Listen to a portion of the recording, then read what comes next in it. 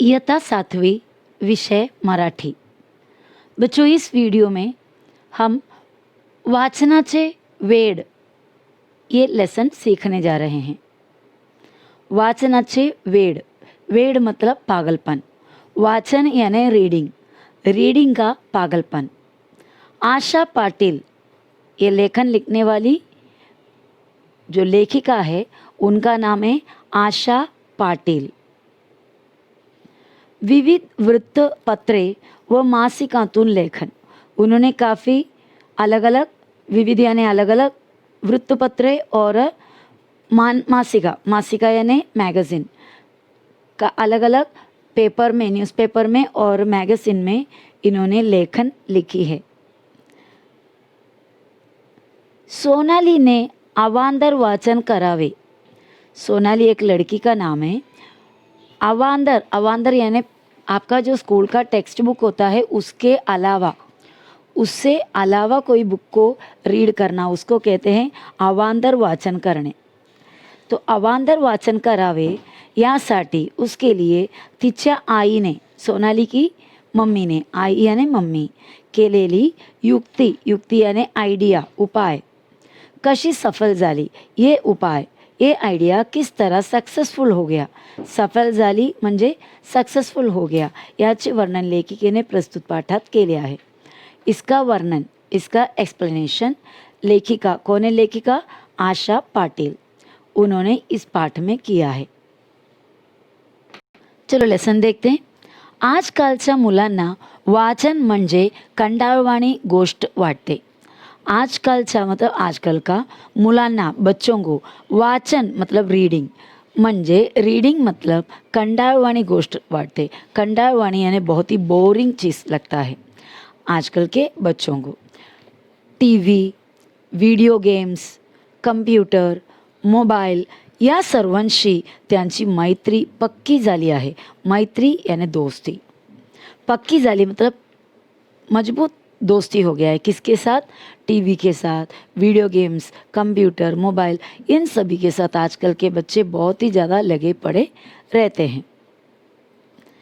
खरे तर सोनालीलाही पाठ्यपुस्तकांव्यतिरिक्त इतर पुस्तक वाचनाची बिल्कुल आवड नव्हती।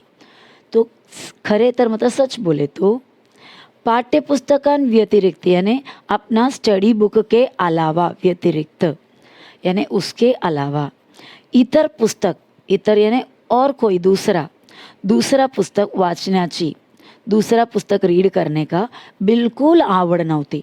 आवड यानी पसंद, नव्हती यानी नहीं। सोनाली को भी अपने स्कूल का पुस्तक के अलावा कोई और बुक पढ़ना बिल्कुल अच्छा नहीं लगता था। तिची आई आणि मोठ्या भावाला मात्र आवड नव्हे तर वाचनाचे वेडच होते। तिची आईला, उसकी मम्मी को, और मोटे भावाला और उसका बड़े भाई को मात्र आवड नव्हे तर वाचनाचे वेडच होते। उनको तो सिर्फ पसंद ही नहीं बल्कि वाचनाचे वेड होते, मतलब रीडिंग का पूरा पागलपन ही था। तिच्या आईने बऱ्याच वेळा वाचनाकडे तिचे मन वळवण्याचा प्रयत्न केला। तिच्या आईने मतलब उसकी मम्मी ने बऱ्याच वेळा यानी कई बार वाचनाकडे, रीडिंग के तरफ तिचे मन वळवण्याचा मतलब उसके मन को अट्रैक्ट कराने का या उसके मन को तैयार कराने का बहुत ही प्रयत्न केला, मतलब बहुत ही कोशिश की। कैसा भी करके उसको रीडिंग में इंटरेस्ट लाने का बहुत कोशिश की। आपल्या अभ्यासाशिवाय दररोज किमान यानी कम से कम 2 पाने अवांतर वाचावीत असे तिचे मत होते। मत मतलब ओपिनियन। उनका ओपिनियन ऐसा था, किसका? हमारी जो सोनाली है, सोनाली की मम्मी का, सोनाली की आई का ये ओपिनियन था कि आपल्या अभ्यासाशिवाय मतलब अपने पाठ्यपुस्तक पढ़ने का जो पुस्तक होता है, स्टडीज़ के अलावा दररोज, हर रोज किमान 2 पाने, कम से कम 2 पाने यानी पेपर, 2 पन्ना अवांतर वाचावीत यानी पुस्तक, टेक्स्ट बुक से बाहर का कोई चीज़ पढ़ना चाहिए।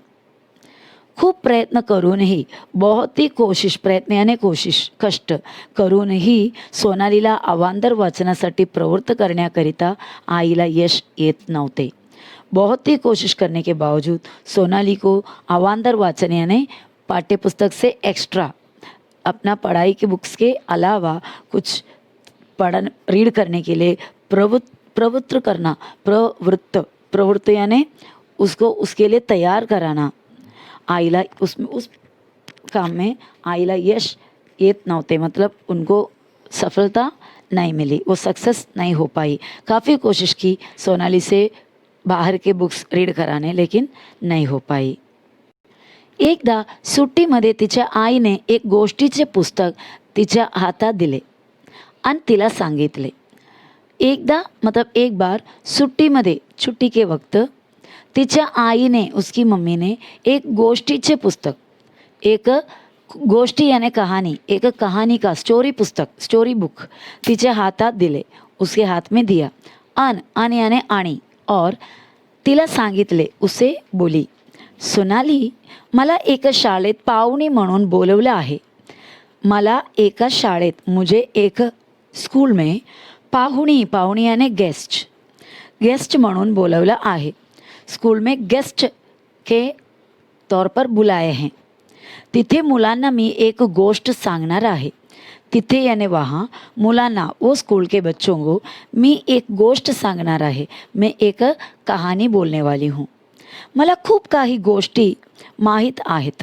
मुझे बहुत सारे गोष्टी यानी कहानियाँ मुझे पता है, पण कोणती गोष्ट सांगू ते समजेना. पण यानी लेकिन कोणती गोष्ट, कौन सी कहानी सांगू यानी बोलूं ते समजेना, वो नहीं समझ रहा है. या पुस्तकातली एक गोष्ट सांगावी असं वाटतंय. या पुस्तकातली यानी जो पुस्तक उसके हाथ में दिया सोनाली के, उस पुस्तक का एक गोष्ट, एक कहानी सांगावी असं वाटते, मतलब इसमें का कोई एक कहानी बोलूं ऐसा मुझे लगता है. तू यातली एक छानसी गोष्ट मला निवडून दे.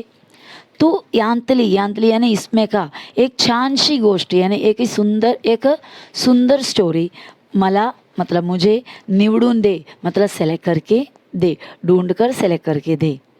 मी तीच गोष्ट शाळेत सांगेन, तुम्हें वही स्टोरी स्कूल में बोलेंगी.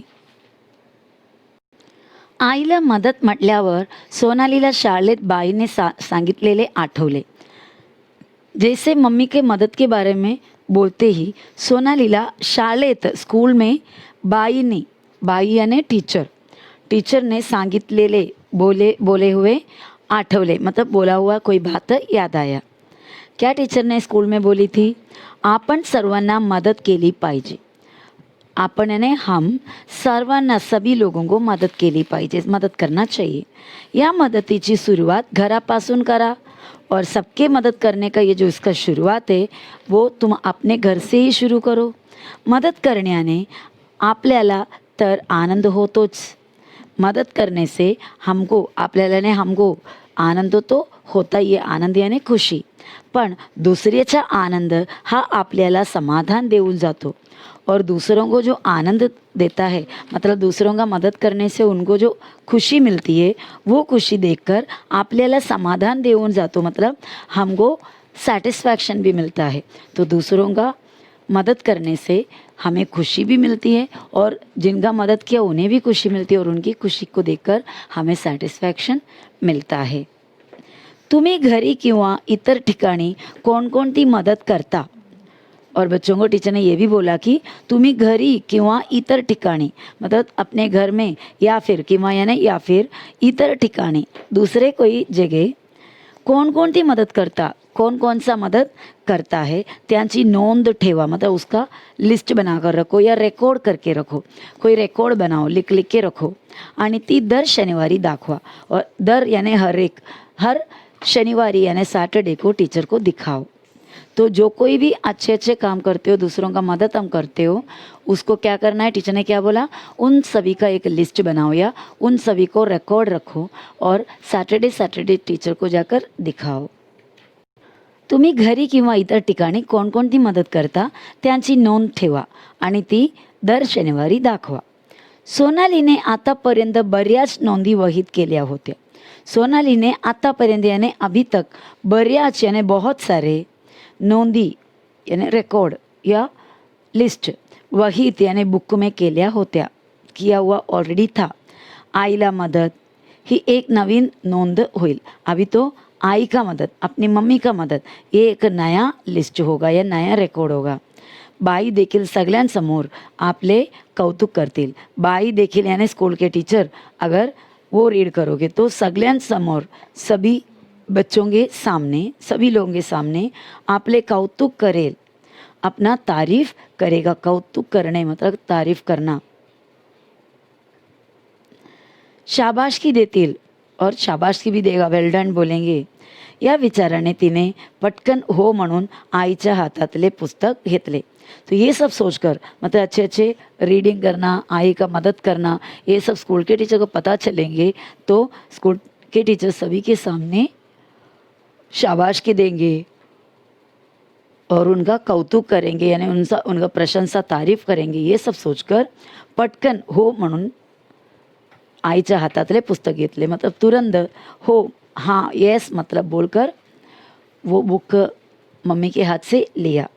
सोनालीच्या आईने तिला दिलेल्या पुस्तकात छोट्या छोट्या कथा होत्या और सोनाली की मम्मी ने जो पुस्तक उसको दिया पढ़ने के लिए त्या पुस्तकात छोट्या छोट्या कथा होत्या. छोटे छोटे स्टोरीज थे. नुसत्या कथाची नावे वाचून कोणती कथा निवडायची हे तिला कळेना. नुसते याने सिर्फ कथाची नावे वाचून सिर्फ स्टोरी का नाम पढ़कर कोणती कथा निवडावी, कौन सा कथा निवडावी यानी सेलेक्ट करने का हे तिला कळेना मतलब समझ में नहीं आया, समझे ना. तो हमको भी वैसे ही है. स्टोरी का हेडिंग रीड करने से स्टोरी अंदर क्या है वो सेलेक्ट करने लायक है या नहीं किसी को भी पता नहीं होता. तो सेलेक्ट करने के लिए हमें क्या करना पड़ेगा, कथा को पढ़कर देखना पड़ेगा, अच्छी तरह समझना पड़ेगा. शेवटी तिने ना इलाजाने मतलब शेवटी यानी आखिर में उसने ना इलाजाने यानी और कोई ऑप्शन नहीं होने की वजह से, और कोई चारा नहीं देखने की वजह से एक एक करून जवळ 10 कथा वाचल्या. एक एक करके कम से कम करीब जवळ यानी करीब 10 कथा वाचल्या. मतलब 10 स्टोरीज कम से कम पढ़ लिया एक एक करके, क्योंकि कोई और ऑप्शन था नहीं. अवघ्या 1-1.5 तासात सारे पुस्तक वाचून झाले. अवघ्या याने जस्ट 1-1.5 घंटे में ही, तास यानी घंटा, सारे पुस्तक वाचून झाले. वो दिया हुआ पुस्तक पूरे पढ़ के हो गया. खरे तर प्रथम तिला फारच कंटाळवाणे वाटले होते. सच बोले तो पहली बार प्रथम यानी स्टार्टिंग में तिला फारच कंटाळवाणे वाटले होते. कंटाळवाणे मतलब बोरिंग लग रहा था.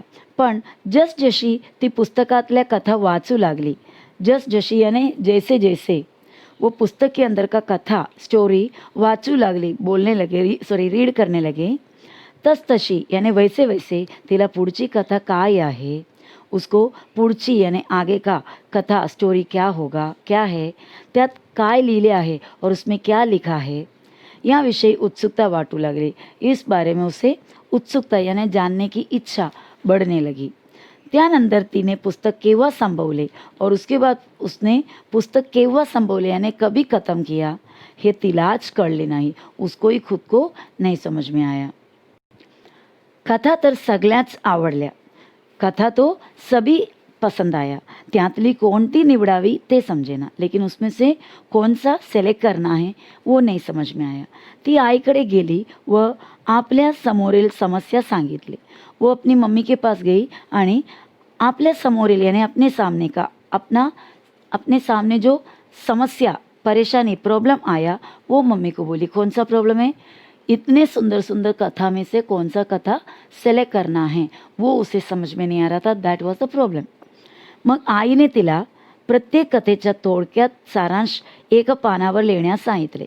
तो उसकी मम्मी ने उसके लिए क्या कहा, प्रत्येक कथेच्या एक कथा का थोड़क्यात यानी शॉर्ट में सारांश यानी उसका पूरा समरी बोलते हैं ना, एक बड़ा सा पैराग्राफ रीड करके उसको शॉर्ट करके समरी लिखने बोलते हैं. यानी उसके अंदर का मेन जो थीम है उसको मतलब मेन बातें जो है उसको लिखने के लिए जो बोलते हैं उसको सारांश लिखना कहते हैं।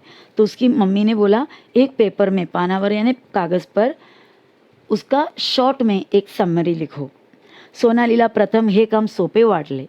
सोनाली को तो स्टार्टिंग में ये काम जो सारांश लिखने का काम बहुत ही आसान लगा, पण एक दोन कथानंतर पुढच्या कथेत काय आहे हे पटकन आठवेच ना। लेकिन हाँ, एक बार पूरा कथा पढ़ के हो गया था तो उसको लगा कि सब आराम से अभी लिख पाएंगे, लेकिन एक दो कथा लिखने के बाद उसे आगे का कथा आगे का कहानी में क्या लिखा हुआ है वो बराबर याद नहीं आने लगा। आठवेना मतलब याद नहीं आया। तिने आईला मी पुन्हा एकदा पुस्तक वाचते म्हणून सांगितले। तो उसने अपने मम्मी को मी पुन्हा एकदा पुस्तक वाचते, मैं और एक बार पुस्तक पढ़ती हूँ असं सांगितले। खरे तर आज घरात आजी आजोबा बाबा दादा काकू काका या साऱ्यांनाच सोनालीकडे पाहून नवल वाटत होते। सच बोले तो आज घर में कौन कौन है वहाँ पे उनके आजी यानी दादी नहीं तो नानी होती है, आजोबा दादा या दादी, बाबा पिताजी, दादा बड़े भाई, काकू काका यानी अंकल और आंटी, इन लोग सबको सारियांनाच यानी सभी लोगों को सोनाली कड़े पाहून नवल वाटत होते। सोनाली को देखकर बहुत ही आश्चर्य लग रहा था क्योंकि पहली बार सोनाली बुक लेकर बैठी थी। आता तिने एक पान घेतले। अभी वो एक पेपर लिया, पान यानी पेपर। त्या पानावर कथेचे नाव, उस पेपर पे कथेचे नाव आणि त्या कथेत काय सांगितले आहे ते थोड़क्यात ले ले। एक पेपर लेकर एक कहानी का नाम और उस कहानी में क्या बताया गया है वो शॉर्ट में थोड़क्यात यानी शॉर्ट में लिखी। बघता बघता तिने पान भरले होते। देखते ही देखते वो पूरा पेपर भर दी थी। ती पळतच आईकडे गेली आणि तिने आईला ते पान दाखवले। वो पळतच यानी भागते भागते आईकडे गेली, माँ के पास गई आणि तिने आईला ते पान दाखवले। वो आई को वो पेपर दिखाई। आईला ते सारे पाहून तिचे खूप कौतुक वाटले। आई को वो सभी देखकर उस पर बहुत ही प्रेम आने लगा। आईने तिचे घरातल्या साऱ्यांपुढे कौतुक केल्यामुळे तिचा आनंद गगनात मावत नव्हता। आई ने तिचे घरातल्या साऱ्यांपुढे मतलब घर के सभी लोगों के सामने कौतुक केल्यामुळे मतलब बहुत ही प्रेम करने की वजह से, प्यार करने की वजह से, लाड करने से तिचा आनंद गगनात मावत नव्हता। आनंद गगनात न मावणे मतलब बहुत ही ज़्यादा खुशी होना, खुशी का कोई सीमा ही नहीं रहना। शाळेत गेल्यानंतर तिने आपण काल आईला काय आणि कशी मदत केली ते सांगितले। स्कूल में जाते ही वो कल कैसे आई का मदद किया और क्या मदद किया ये सभी बताई आणि सोबत एक कथा ही ऐकवली। सोबत यानी साथ में एक स्टोरी भी सुनाई। तिने आजपर्यंत कधीच अवांतर वाचन केले नव्हते। अवांतर वाचन मैंने जैसे कि पहले बताया अपने टेक्स्ट बुक या पढ़ने का पुस्तक के अलावा कोई चीज़ हम रीड करते तो वो है अवांतर वाचन। तो आजपर्यंत यानी आज तक उसने कभी भी अवांतर वाचन केले नव्हते। तिच्यातल्या हा आमूलाग्र बदल सर्वांना आनंद देणारा होता। तिच्यातल्या यानी उस लड़की के अंदर का यानी सोनाली के अंदर हा आमूलाग्र मतलब बहुत ही गहराई, बहुत ही बड़ा बदल यानी चेंज, वो इतना बड़ा चेंज सर्वांना आनंद देना होता। वो चेंज देकर सभी लोगों को आनंद खुशी मिला।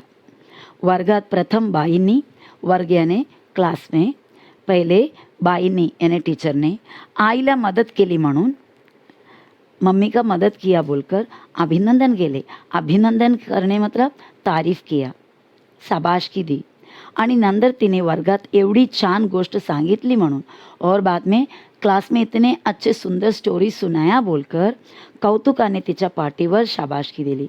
बड़े प्यार से उसके पीठ पर शाबाशकी दी मतलब वेल डन कही।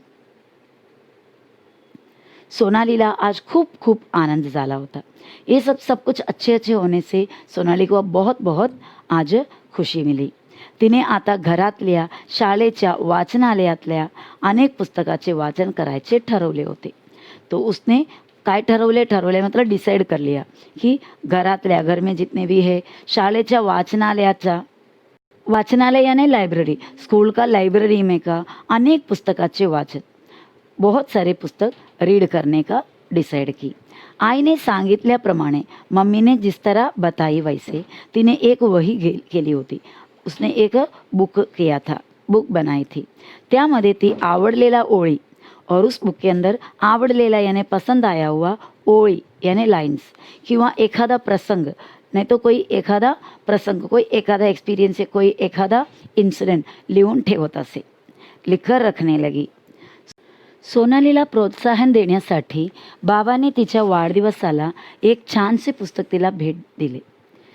सोनालीला प्रोत्साहन देण्यासाठी, प्रोत्साहन देने मतलब कोई भी काम के लिए आगे बढ़ने के लिए इंस्पिरेशन देना, मतलब एनकरेज करना. तो सोनाली को एनकरेज करने के लिए बाबांनी तिच्या वाढदिवसाला, वाढदिवस यानी बर्थडे में एक छान से पुस्तक, बहुत ही सुंदर सा एक पुस्तक तिला भेट दिले मतलब गिफ्ट दिया.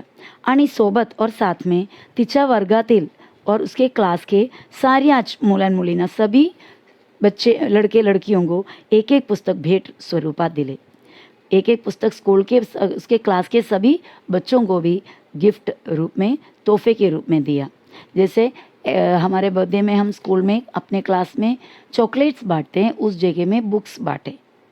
सोनालीला आता पुस्तक वाचत जा असे सांगण्याची गरजच उरली नव्हती. अभी तो ऐसा हो गया कि सोनाली को पहले कैसे इसकी मम्मी या कोई ना कोई अरे पुस्तक वाचत जा, मतलब पुस्तक कभी तो पढ़ते जा, ऐसा बार बार बोलते थे. आता असं सांगण्याची गरजच उरली नव्हती. मतलब अभी ऐसा बोलने की कोई ज़रूरत ही नहीं पड़ती है, क्योंकि वो पुस्तक वाचन करने के लिए हमेशा तैयार रहती है.